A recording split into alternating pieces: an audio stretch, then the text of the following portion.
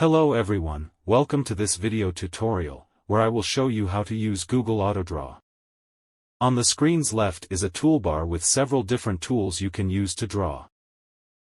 The first tool is AutoDraw, an AI pattern recognition tool that helps to create neat doodles based on your design. For this lesson, let's try drawing a coconut tree.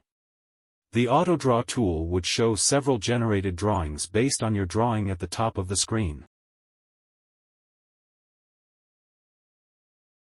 You can ignore the generated drawings if you do not want to replace your sketch. The Draw tool allows you to draw, like the AutoDraw tool. The difference is that the Draw tool does not have the AutoDraw function. The next tool is the Type tool. You can choose its font and size. Right between the Zoom and Shape tool is the color selected. Press on it and choose other available colors. Below the Type tool is the Fill tool, filling up areas with color. The Shape tool allows you to create a circle, square, or triangle.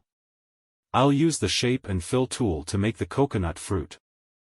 Here's an example of the final result. That's it for the video, thank you for watching.